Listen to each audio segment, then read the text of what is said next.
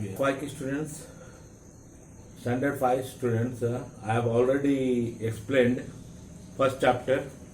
मैंने पहला चैप्टर को आपको फिनिश कर दिया, एक्सप्लेन कर दिया एसएसटी में। वो चैप्टर का नाम था अर्थ सरफेस।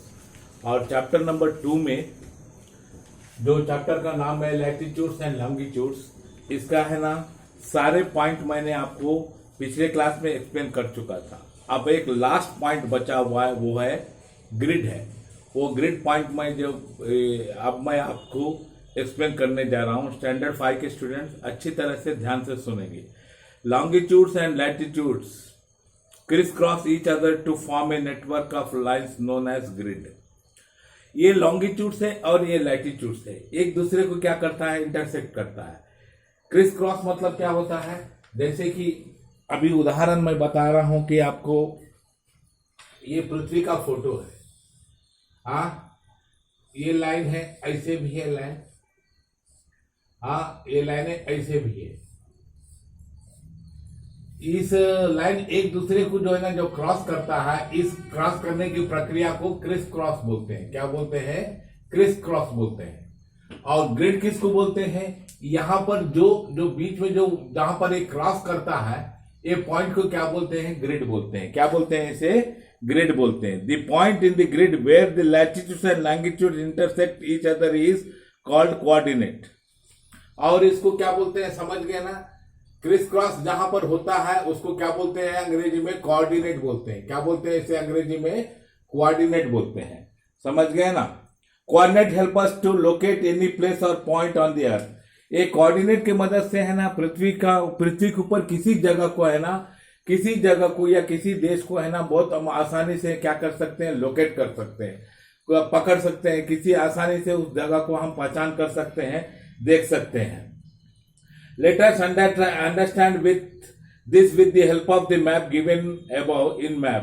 यहाँ पर देखो, यहाँ पर एक मैप दिया गया है।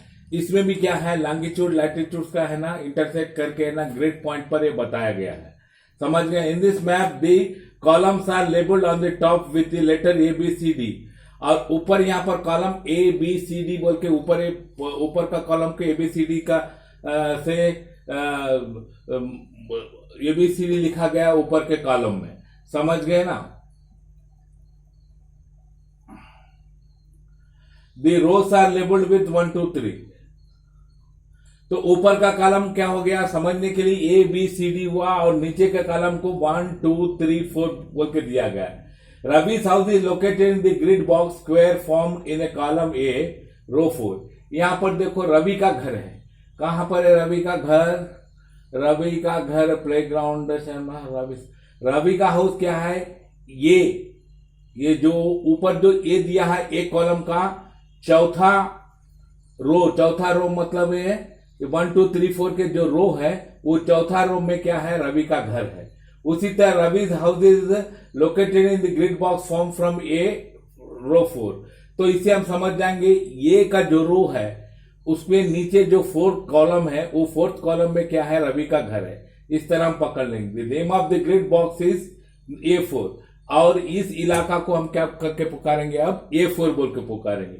उसी तरह है ना ये लॉन्गिट्यूड और लैटिट्यूड्स इंटरसेक्ट होने के बाद उससे जो कोऑर्डिनेट बनता है, जो ग्रिड बनता है, उससे हम क्या करते हैं? समझ गए ना?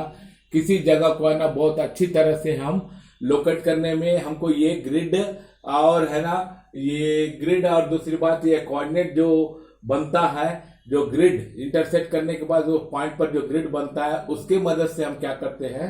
बहुत आराम से इस पृथ्वी पर है ना कौन जगह कहां पर है, जिस जगह को हम ढूंढते हैं उस जगह को बहुत आसानी से हम क्या कर सकते हैं? लोकेट कर लेते हैं। तो लोकेट करके क्या करते हैं? समझ गए ना? कोई भी जगह हो, चाहे वो घर हो, चाहे गांव हो, चाहे कस्बा हो, चाहे जिला हो, चाहे देश हो, चाहे नदी हो, चाहे वो किसी प्रकार का मतलब धार्मिक क्षेत्र हो या किसी प्रकार का हमारा कहने का मतलब बहुत बड़ा मतलब कोई नामी गामी धरोहर हो, इस चीज को है ना बहुत हम आसानी से है ना लोकेट कर लेते हैं।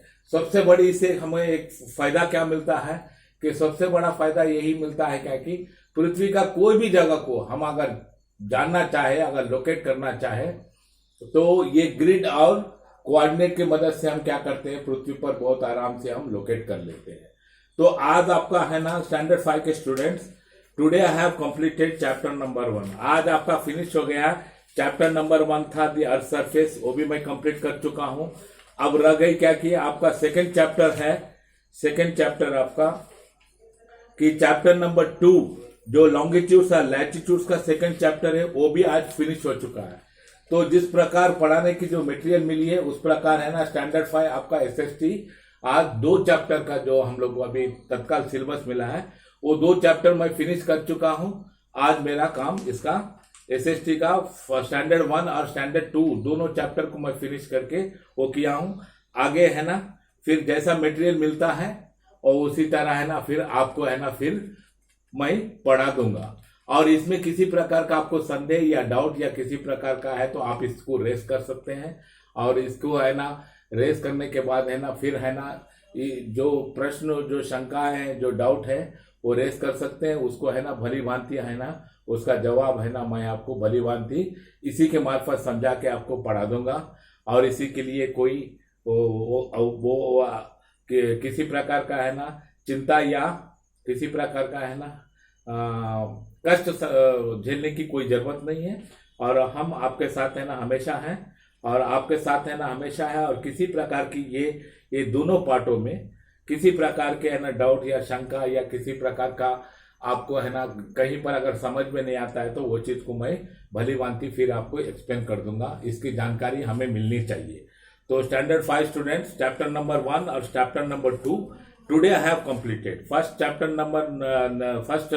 Chapters name was the earth surface that I have completed earlier, उसको मैं पहले कंप्लीट कर चुका हूं। और चैप्टर नंबर 2 का लॉन्गिट्यूड्स जो लैटिट्यूड्स था उसका है ना मेजर भाग मैं कंप्लीट कर चुका था। एक उसका एक बाकी था, वो ग्रिड था। वो ग्रिड मैं आज आपको एक्सप्लेन कर दिया हूं और एक्सप्लेन करके इसको आज मैं कंप्लीट कर चुका हूं। Thank you very much.